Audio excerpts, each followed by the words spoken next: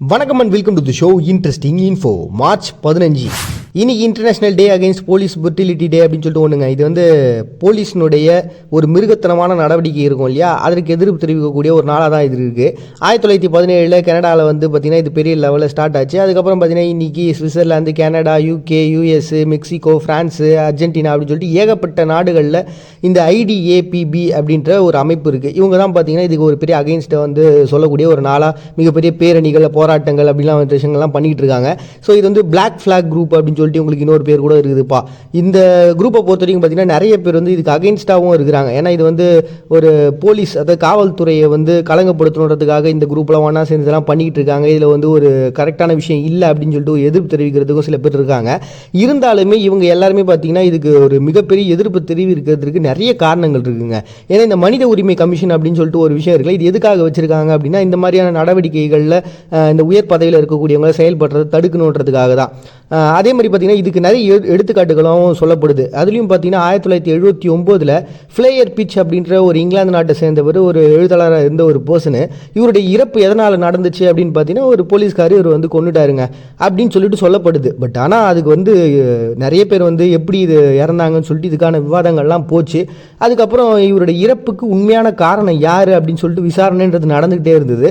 அப்போ கூட வேலை செய்கிறவங்களாம் என்ன பண்ணிட்டாங்க அப்படின்னா அதுக்கு வந்து பதில் சொல்ல மறுத்துட்டாங்க. அதனால் அடுத்ததாக 2009 G20 மாநாடு நடந்த அந்த சமயத்தில் பார்த்தீங்கன்னா டாம்லிசன் அப்படின்ற ஒரு பர்சனு தடியடியால் பாதிக்கப்பட்டு அந்த இடத்துல சுருண்டு விழுந்து இறந்தும் போனார். அதுக்கு வந்து எப்படி அவர் இறந்தார் அப்படின்னு சொல்லிட்டு அதுக்கான நிறைய விஷயங்கள் நடந்துச்சு. பட் ஆனால் அது பண்ணவங்க மேலே ஒரு பெரிய லெவலில் நடவடிக்கைன்றது எடுக்காமல் ஜஸ்ட் ஒரு பணி நீக்கம் அப்படின்றது மட்டும் ஒரு கண் துடைப்புக்காக நடந்த ஒரு விஷயமா பார்க்கப்படுது. ஸோ இந்த மாதிரி உலகம் முழுக்க ஏகப்பட்ட விஷயங்கள் நடந்துட்டு இருக்கு. அதுலேயும் கடைசியாக பார்த்தீங்கன்னா 2019-20 நடந்த ஹாங்காங் போராட்டத்தில் அதில் பாதிக்கப்பட்டவங்களுக்கு ஒரு மிகப்பெரிய ஒரு சரியான ஒரு அணுகுமுறைன்றது நடக்கலை அப்படின்னு சொல்லிட்டு அதுக்கும் நிறைய எதிர்ப்புகள்ன்றது இருந்ததுங்க. ஸோ இப்படி உலகம் முழுக்க பார்த்தீங்கன்னா தன்னுடைய அதிகாரத்தின் மூலமாக இந்த மக்களை கொடுமைப்படுத்தக்கூடிய, தங்களுடைய பதவியை துஷ்பிரயோகம் செய்யக்கூடிய போலீஸ்காரங்களை எதிர்த்து உருவாக்கப்பட்ட ஒரு தினம் தான் பார்த்தீங்கன்னா இந்த தினம். இதை சொன்னோன்னே எனக்குமே ஒரு ஞாபகம் வந்து, எனக்குமே பர்சனலாக ஒரு சில மாதங்களுக்கு முன்னாடி என்ன ஆச்சுன்னா இந்த தேர்ட் பார்ட்டி இன்சூரன்ஸ்னு சொல்லிட்டு ஒன்று வச்சுருப்பாங்க தெரியுங்களா. அதாவது நம்ம வந்து இன்சூரன்ஸ் இல்லை அப்படின்னா நம்ம போலீஸ் பிடிக்கலாம், மேலே கேஸ்லாம் போடலாம். ஆனால் என்கிட்ட வந்து தேர்ட் பார்ட்டி இன்சூரன்ஸ் இருந்தது, ஓன் வெஹிக்கிள் இன்சூரன்ஸ் தான் இல்லை. அந்த ஓன் வெஹிக்கிள் இன்சூரன்ஸ் வந்து நம்மகிட்ட இருக்கணுன்ற அவசியம்லாம் கிடையாது, இது எனக்கு நல்லாவே தெரியும். பட் ஆனால் அந்த போலீஸ்கார் என்ன பண்ணிட்டு இருந்தாங்கன்னா என்கிட்ட வந்து ரொம்ப நேரமாக அதட்டியாக என்கிட்ட வந்து கேள்வியாக கேட்டுட்டு இருந்தார். நானுமே வந்து அதுக்கு பதில் பொறுமையாக கேட்குறேன் அவர்கிட்ட, ஏங்க இது அவசியம் இல்லைங்க, ஏங்க என்ன வந்து என்கிட்ட வந்து ஃபைன் போடுறேன், அதெல்லாம் சொல்லிட்டு என் மேலே கோவப்படுறீங்க அப்படின்னு சொல்லிட்டு பொறுமையாக கேட்குறேன். அவர் கடைசி வரைக்கும் வந்து அதை ஒத்துக்கவும் இல்லை. எனக்கு நல்லா தெரியும் அவருக்கு அந்த பதில் தெரியும். ஆக்சுவலி அந்த இது தேவையில்லை, அவசியம் இல்லை, என்கிட்ட இன்சூரன்ஸ் இருக்குன்றது அவருக்கு நல்லாவே தெரியும். தெரிஞ்சும் அவர் வந்து என் மேலே வந்து கோவப்படுது. அதில் எனக்கு இன்னும் கோவமாக எனக்கு கஷ்டப்பட்ட விஷயங்கள் என்ன அப்படின்னு பார்த்தீங்கன்னா, வேற ஒருத்தர் நல்ல பந்தாவான பைக்கில் வந்து இறங்கினா ஹெல்மெட் கூட போடல. நான் எல்லா விஷயமும் வச்சுருந்து பர்ஃபெக்டாக இருக்கிற என் மேலே அவர் அந்த விதமான ஒரு நடவடிக்கை எடுத்தார். ஆனால் அந்த பர்சன்ட்டை போயிட்டு ரொம்ப பணிவாக பேசிகிட்டு இருந்தார். இப்படி ஒரு விஷயங்கள் நடக்கும்பொழுது அப்போ உண்மையாகவே அந்த துஷ்பிரயோகம்ன்றது நடக்குதுல்ல.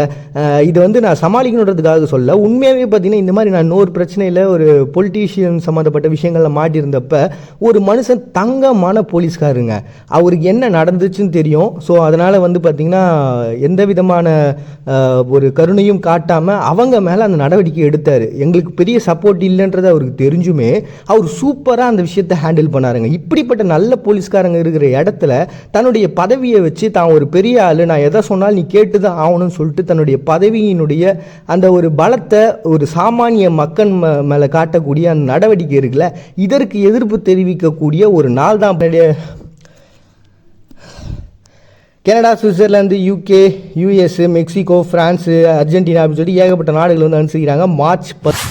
Next international day of action for the seals அப்படின்னு சொல்லிட்டுங்க. இது வந்து Sweden, Canada, Greenland, Norway, Iceland, Russia, Namibia, ஃப்ரான்ஸ்னு சொல்லிட்டு 8 நாடுகளில் முக்கியமாக இந்த சீல்ஸை வந்து வேட்டையாடிக்கிட்டு இருக்கிறாங்க.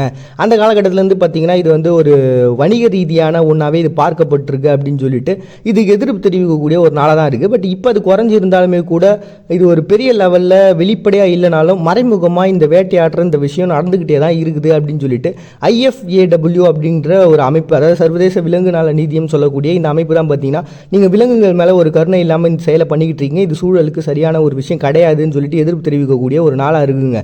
அதுலேயும் பார்த்தீங்கன்னா 1969 இந்த சங்கம்ன்றது நிறுவப்பட்டது. அதுக்கப்புறம் பார்த்தீங்கன்னா இதுக்கு ஒரு மிகப்பெரிய தடை அப்படின்றத விதிச்சாங்க. இவங்களுடைய இந்த முறையீடுகள் மூலமாக பார்த்தீங்கன்னா ஐரோப்பியாவும் பார்த்தீங்கன்னா இதனுடைய ஏற்றுமதி இறக்குமதிக்கு, அதாவது இந்த விலங்குகளுடைய உறுப்புகளுடைய ஏற்றுமதி இறக்குமதிக்கு வந்து தடையும் விதிச்சாங்க. இருந்தாலும் இது மறைமுகமாக நடந்துகிட்டு இருக்கு. அப்படின்னு எதுக்காகப்பா இந்த சீல்ஸ் எல்லாம் இவங்க வேட்டையாடுங்கிறாங்க அப்படின்னு பார்த்தீங்கன்னா அதனுடைய அந்த தோல் இருக்கு இல்லையா, இது வந்து ஃபேஷன் சம்மந்தப்பட்ட துறைகளில் பயங்கரமாக பயன்படுத்திட்டு இருக்காங்களாம். அட் த சேம் டைம் பார்த்தீங்கன்னா ஆசிய நாடுகளில் இதனுடைய பேப்பரப்பு வந்து பார்த்தீங்கன்னா பாலுணர்வினுடைய ஒரு மெடிசனாக வந்து யூஸ் பண்ணுறாங்க அப்படின்ற மாதிரி நிறைய விஷயங்கள்லாம் இருக்குது. அதனால தான் பார்த்தீங்கன்னா இந்த சீல்ஸ் எல்லாம் வந்து வேட்டையாடுகிறாங்க அப்படின்ட்டு அதை தடுக்கணும் அப்படின்னு சொல்லிட்டு இந்த IFAW அப்படின்ற அமைப்பும் வந்து பார்த்தீங்கன்னா அதுக்கு எதிர்ப்பு தெரிவிச்சுட்டு இருக்காங்கப்பா. அப்படி இந்த சீல்ஸ் எல்லாம் வேட்டையாடக்கூடாது அப்படின்னு சொல்லி எதிர்ப்பு தெரிவிக்கக்கூடிய ஒரு நாள் தான் பார்த்தீங்கன்னா international day of action for seals அப்படின்னு சொல்லிட்டு ஒரு டே வந்து அனுசரிக்கிறாங்க. Next day world contact day அப்படின்னு சொல்லிட்டு, அதாவது இந்த பறக்கும் தட்டுலாம் திடீர்னு பறந்து போச்சு, நான் ஏலியனை பார்த்தேன்டா அப்படின்ற விஷயங்கள்லாம் நடந்திருக்கும் தெரியுங்களா. ஸோ இதுக்கான ஒரு நாள் தாங்க இது. வந்து பார்த்தீங்கன்னா 1953 அமெரிக்காவினுடைய விமானப்படையினுடைய வேலை செஞ்ச ஒரு பர்சன் ஆல்ஃப்ரெட் கே ஃபென்ட் அப்படின்ற ஒரு பர்சனு, இவர் தான் பார்த்தீங்கன்னா இந்த டே வந்து உருவாகிறார். இவர் வந்து பார்த்தீங்கன்னா இந்த பறக்கும் தட்டுகள் அப்படின்றதுக்கு மேலே இந்த வேற்று கிரக வாசிகளை நம்மளால் கான்டாக்ட் பண்ண முடியுமா, அவங்க உண்மையாகவே இருக்கிறாங்க அப்படின்னு நம்பக்கூடிய ஒரு அமைப்பு சார்ந்த ஒரு மனுஷன் தாங்க. இன்னைக்கு வேர்ல்டு வைடில் பார்த்தீங்கன்னா இதுக்கான தகவல்கள் அப்படின்றது இன்னைக்கு வரைக்கும் நிரூபிக்கப்படலை. இருந்தாலுமே நம்ம வேற்று கிரக வாசிகள் இருக்கிறாங்க, கண்டிப்பாக நம்மளை அவங்களால வந்து கான்டாக்ட் பண்ணிக்க முடியும் அப்படின்னு சொல்லிட்டு நிறைய விஷயங்கள் இருக்குது. அதுவும் பார்த்தீங்கன்னா இந்த சில சமிக்கைகளை அனுப்பிச்சிருக்காங்க, அதுக்கு வந்து பதில் வந்து வந்துகிட்டு இருக்கு அப்படின்ற மாதிரி நிறைய விஷயங்கள் பேசுவாங்க. நம்ம கூட டீக்கெல்லாம் உட்காந்து நமக்கு வாய்க்கு வந்ததெல்லாம் பேசுவோம்ல, அதாவது பறக்கும் தட்டுன்றது உண்மையாக இருக்குதுரா, அதுவும் பார்த்தீங்கன்னா இந்த இளையராஜா மியூசிக்லாம் போட்டு விட்டாங்க, அது ரிப்ளைலாம் பஞ்சிரா அப்படின்னு சொல்லிட்டு பேசுவோம்ல, அந்த மாதிரி இதுக்கு ஆதரவு தெரிவிக்கக்கூடியவங்க மேஜராக இது வந்து ஜூலை மாதம் வந்து செலிப்ரேட் பண்ணுவாங்க. பட் இருந்தாலும் இந்த பர்சன் வந்து உருவாக்குனதால இப்போ வந்து பார்த்தீங்கன்னா வேர்ல்டு கான்டாக்ட் டே அப்படின்னு சொல்லிட்டு ஒரு டே வந்து இப்பயும் அனுசரிக்கிறாங்க.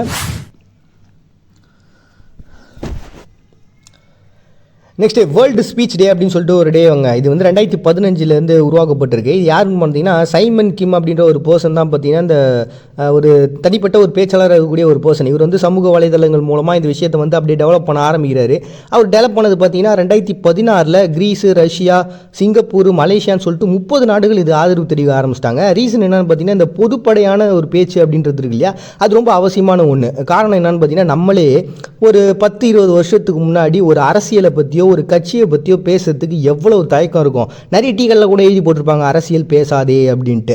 ஆனால் அந்த அரசியலை நம்ம பேசலன்னு வச்சிங்களேன், தப்பு பண்ணுறவங்க பண்ணிக்கிட்டே தான் இருப்பாங்க. ஸோ நம்ம பொதுவான கருத்துக்களை நம்ம பேச வேண்டியது அவசியம். நிறைய பேர் நினைப்பாங்க, என்னப்பா யார் என்ன பண்ணால் எனக்கு என்ன சட்டம் வந்தால் எனக்கு என்ன, அது நான் வண்ணி என் வாலியை பார்த்துட்டு இருக்கேன் அப்படின்ட்டு. அந்த மாதிரி இருக்கிறதுனால என்ன பிரச்சனை வரும் அப்படின்னா மறைமுகமாக நம்ம யாரோ ஒருத்தங்கிட்ட அடிமையாயிடும்.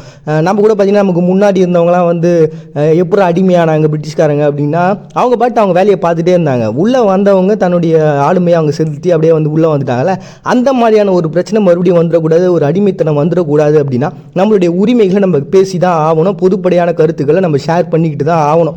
அப்படிப்பட்ட ஒரு நல்ல நோக்கத்தோடு உருவாக்கப்பட்ட ஒரு தான் இப்படி 2016 30 நாடுகள் பண்ணாங்கல்ல. அதை தொடர்ந்து பார்த்தீங்கன்னா 2019 கணக்குப்படி 102 நாடுகள் இதை ஆதரவு தெரிவித்து உலகம் முழுக்க கிட்டத்தட்ட 600 நிகழ்வுகள் இதனால் நடத்தப்பட்டிருக்கான். ஸோ இப்படி நம்ம பொதுவான விஷயங்களை பற்றி பேசுறதுன்றது ஒரு சரியான ஒரு வே அப்படின்னு சொல்லிட்டு உருவாக்கப்பட்ட ஒரு தினம் தான் பார்த்தீங்கன்னா வேர்ல்டு ஸ்பீச் டே அப்படின்னு சொல்லிட்டு ஒரு டே வந்து சாப்பிடுங்க. இது வந்து விவசாயம், பால், அஞ்சல் துறை, எரிசக்தி, அப்புறம் நம்மள அத்தியாவசிய தேவை பொருட்கள் நம்மளை சுற்றி இருக்கக்கூடிய அத்தனை விஷயங்களுக்கும் ஒர்க் பண்ணுறாங்க இல்லையா, இந்த பிளம்பர்ஸாக இருக்கிறவங்களா இருக்கட்டும், எலக்ட்ரிஷியன்ஸாக இருக்கட்டும், இவங்க எல்லாரையுமே வந்து செலிப்ரேட் பண்ணுறதுக்காக உருவாக்கப்பட்ட ஒரு தினம் தாங்க. இது முதல்ல எப்படி உருவாச்சு அப்படின்னு இந்த COVID-19, அதாவது கோவிட் வந்தது இல்லையா, அப்போ வந்து அதனால் பாதிக்கப்பட்டு எல்லாருமே வீட்லேயே முடங்கிட்டு இருந்தோம். அப்போ தான் உண்மையாகவே இந்த வேலையை அத்தியாவசியமாக வேலை செய்யக்கூடிய இத்தனை ஆட்கள் மேலே நமக்கு ஒரு மரியாதையே வந்துச்சு. எவ்வளோ பேர் வந்து வேலை செஞ்சுட்டு இருந்தாங்க, இனி நமக்கு ஒரு பிரச்சனைன்னும் போது அவங்க ஆளை காணுமே அப்படின்னு சொல்லிட்டு தேடும்போது தான் உண்மையாகவே அவங்க மேலே ஒரு மதிப்பு உருவாச்சு அப்படின்னு சொல்லி உருவாக்கப்பட்ட ஒரு தினம் தாங்க இது. இது வந்து பார்த்திங்கன்னா ஒரு 9 வயசு ஒரு சிறுமி ஜானே லின் ராட்க்ளிஃப் அப்படின்ற ஒரு பர்சனு. இவங்க தான் பார்த்தீங்கன்னா என்ன பண்ணிக்கிறாங்கன்னா, அவங்களுடைய அப்பா வந்து துப்புரவு தொழிலாளராக வேலை செஞ்சுருந்தார். ஸோ அதை வந்து நினைவு கூர்ந்து அவங்களால் உருவாக்கப்பட்ட ஒரு தினம்னு ஒரு பக்கம். இன்னொரு பக்கம் பார்த்தீங்கன்னா 26 வயசான வாஷிங்டன் அப்படின்ற ஒரு பர்சன் தான் எப்போ இது உருவாகினார் அப்படின்னு சொல்லிட்டு இன்னொரு பக்கம். யார் உருவாக்கியிருந்தாங்க, உண்மையாகவே இந்த அத்தியாவசியமாக வேலை செய்யக்கூடிய அத்தியாவசிய துறையில் வேலை செய்யக்கூடிய அத்தனை பேரையும் கொண்டாடுறதுன்றது நம்மளுடைய கடமை. அப்படிப்பட்டவங்களை கொண்டாடுறதுக்காக உருவாக்கப்பட்ட ஒரு தினம் தான் பார்த்தீங்கன்னா வேர்ல்டு எசென்சியல் ஒர்க்கர்ஸ் டே அப்படின்னு சொல்லிட்டு ஒரு டே வந்து செலிப்ரேட் பண்ணுறாங்க மார்ச் 15.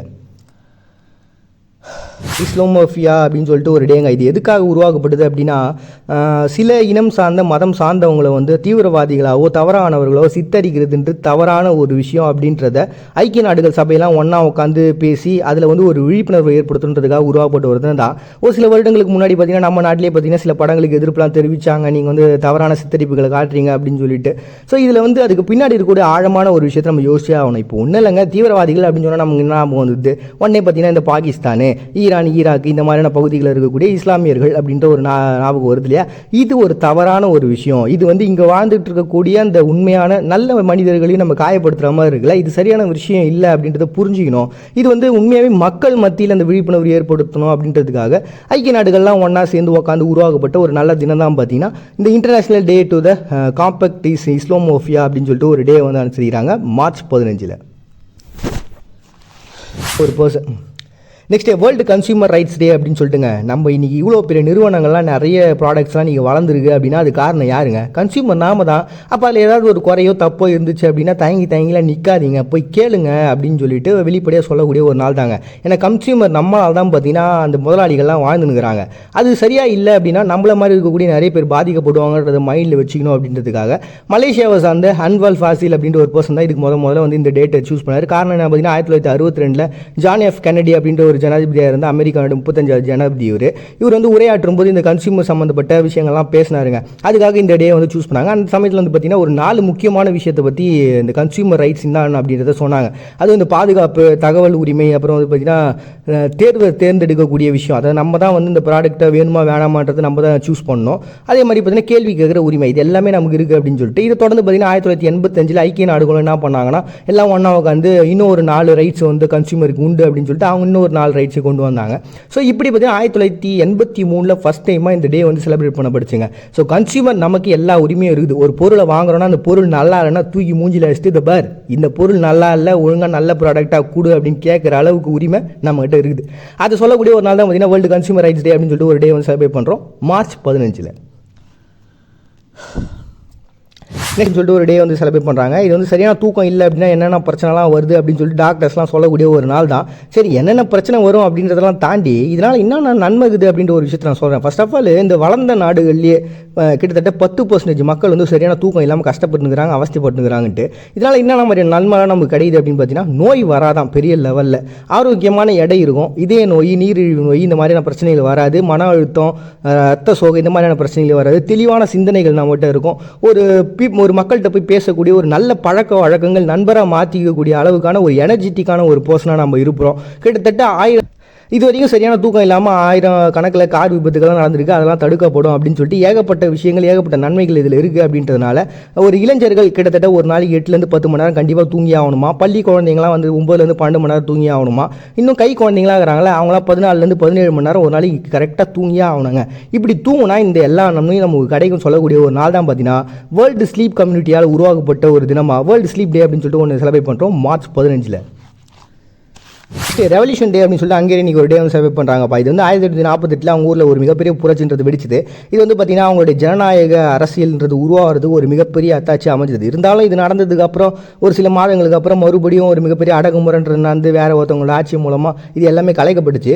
இருந்தாலும் அதுக்கப்புறம் நடந்த ஒரு மிகப்பெரிய மாற்றங்கள் எல்லாத்துலேயும் பார்த்திங்கன்னா முதல் முறையாக நடந்த இந்த ஒரு எழுச்சி தான் மிகப்பெரிய ஒரு காரணமாக இருக்குது. இது வந்து புடாபெஸ்ட் அப்படின்ற ஒரு பிளேஸில் பார்த்திங்கன்னா 12 கோரிக்கைகளை வச்சு 1848 நடந்த அந்த ரெவல்யூஷன் நினைவுக்கு வந்து இன்றைக்கி ஒரு மிகப்பெரிய விடுமுறையோடு செலிப்ரேட் பண்ணுற ஒரு நாள் தான் பார்த்தீங்கன்னா ஹங்கேரியில் ரெவல்யூஷன் டே அப்படின்னு சொல்லிட்டு செலிப்ரேட் பண்ணுறாங்க மார்ச் 15. ராபர்ட்ஸ் பர்த்டே வந்து செலிப்ரேட் பண்ணுறாங்க. இவர் யாருன்னு பார்த்தீங்கன்னா அவங்க நாட்டினுடைய முதல் பிரதமருங்க. இவர் வந்து 1809 பிறந்தார். 1841 வந்து பார்த்தீங்கன்னா அப்போ பிரிட்டிஷனுடைய ஆட்சி இருந்த சமயத்திலே ஒரு கவர்னர்லாம் இருந்துக்கிறார். அதுக்கப்புறம் பார்த்தீங்கன்னா 1847 லைபீரியாவில் விடுதலைலாம் நடந்து அவங்களுக்குன்னு ஒரு குடியரசு அமைஞ்சு அவங்க அந்த வாக்கெடுப்பு மூலமாக ஆளுங்களை தேர்ந்தெடுக்கும் போது பார்த்தீங்கன்னா இவர் ஜனாதிபதியாக தேர்ந்தெடுப்பார். கிட்டத்தட்ட ஒரு 3 டைம் ஒரு ஜனாதிபதியாக இருந்திருக்காருங்க. இவர் இந்த சமயத்தில் பார்த்தீங்கன்னா நிறைய சீர்திருத்தங்கள்லாம் பண்ணதுனால ஒரு நல்ல பர்சனுப்பாக இவரை கொண்டாடி ஆகணுன்றதுக்காக உருவாக்கப்பட்ட ஒரு தினம் தான் பார்த்தீங்கன்னா ஜோசப் ஜென்கின்ஸ் ராபர்ட்ஸ் பர்த்டே அப்படின்னு சொல்லிட்டு செலிப்ரேட் பண்ணுறாங்க Liberia March 15. Next youth day அப்படின்னு சொல்லிட்டு பலாவும் நெக்ஸ்ட் யூத் டே அப்படின்னு சொல்லிட்டு பலாவு வந்து செலிப்ரேட் பண்ணுறாங்க. இந்த தீவை பொறுத்த வரைக்கும் பார்த்தீங்கன்னா ரொம்ப கம்மியான மக்கள் தொகை இருக்கக்கூடிய ஒரு நாடு தான். இருந்தாலும் இவங்க ஒரு மிகப்பெரிய டெவலப்மெண்ட்டை கொடுக்கணும் அப்படின்னா அது காரணம் யூத் தானே. ஸோ அவங்கள வந்து செலிப்ரேட் பண்ணியே ஆகணும்னு சொல்லிட்டு அவங்களுக்கான நடவடிக்கைலாம் எடுக்கக்கூடிய வழக்கமான அந்த விஷயங்கள், பேரணி, அப்புறம் அவங்களுக்கு விருதுகள், சிறந்த இளைஞர்களை பாராட்டுறது அப்படி இப்படின்னு சொல்லிட்டு டான்ஸு, கலை நிகழ்ச்சிகள் அப்படின்னு சொல்லி ஏகப்பட்ட விஷயங்கள் வச்சு கொண்டாடக்கூடிய ஒரு நாளாக யூத் டே அப்படின்னு சொல்லிட்டு பலாவும் தீவு வந்து கொண்டாடுறாங்க மார்ச் 15. சில பேருக்கு கேட்குறதுக்கு ஒரு மாதிரி இருக்கலாம், பட் இருந்தாலும் கொண்டாடுறாங்களே, அதை நான் சொல்லி தானே ஆகணும். இதை வந்து கோமாகி அப்படின்ற ஒரு நகருங்க. இந்த இடத்துல தான் பார்த்தீங்கன்னா ஜப்பானில் பயங்கர ஃபேமஸாக செலிப்ரேட் பண்ணப்பட்டிருந்த இந்த திருவிழான்றது இன்றைக்கி பயங்கர வேர்ல்டு லெவலில் ஃபேமஸ் ஆயிடுச்சு. இது என்ன திருவிழா அப்படின்னு பார்த்தீங்கன்னா ஆண் உறுப்பை வழங்கக்கூடிய ஒரு திருவிழா தாங்க. இந்த ஆண் உறுப்பை வணங்குறதுக்கான காரணம் என்ன அப்படின்னு பார்த்தீங்கன்னா, இந்த கருவுறுதல் அப்படின்றது யாரையாவது குழந்தை பிறக்கல அப்படின்னா அதுக்காக வேண்டிப்பாங்களாம். அட் த சேம் டைம் நம்ம வந்து இந்த கோடை காலம்லாம் தொடங்கிச்சுல, ஸோ இதுக்கப்புறம் இந்த அறுவடை அப்படின்ற ஒரு விஷயம் நடக்க போகுது. ஸோ இந்த வருஷம் ஃபுல்லாக ஒரு நல்ல ஒரு விருத்தி அப்படின்றது இருக்கணும். அது விவசாயம் சார்ந்ததாக இருக்கலாம், இல்லாட்டி மக்களினுடைய ஹெல்த் சார்ந்த விஷயங்களாக இருக்கலாம். இது எல்லாத்துக்கும் வணங்கக்கூடிய ஒரு நாள் தாங்க. இது வந்து மிடேஷி தமாஷிம் அப்படின்னு சொல்லிட்டு 2 ஆண் பெண் கடவுள் இருக்கிறாங்க. ஸோ இவங்களை வந்து வணங்கக்கூடிய ஒரு நிகழ்வு. நான் ஆல்ரெடி சொல்லியிருப்பேன், ஜப்பானை பொறுத்த வரைக்கும் இந்த பழங்கால நம்பிக்கைன்றது அப்படியே இருக்குன்ட்டு. இது வந்து பார்த்தீங்கன்னா கிட்டத்தட்ட 1500 வருஷத்துக்கு முன்னாடிலேருந்து இது செலிப்ரேட் பண்ணுறாங்களாங்க. அதுவும் பார்த்தீங்கன்னா ஐரோப்பா, அமெரிக்கா, ஆஸ்திரேலியான்னு சொல்லிட்டு ஏகப்பட்ட நாட்டிலேருந்து இந்த திருவிழாவை பார்க்கணுன்றதுக்காக நிறைய பேர் வந்து போயின்னுக்கிறாங்க. ஸோ முக்கியமாகவே வந்து இந்த குழந்தைங்க பிறக்காமல் இருக்கக்கூடியவங்க வணங்கக்கூடிய ஒரு நாளாகவும், அட் த சேம் டைம் இந்த வருஷம் ஃபுல்லாக நல்லபடியான ஒரு அறுவடையும் விவசாயமும் அவங்களுக்கு இருக்கணும், ஒரு செழிப்பான ஒரு வருஷமாக இது இருக்கணும் அப்படின்றதுக்காக அவங்க கடவுளை கும்பிடக்கூடிய ஒரு நாள் தாங்க.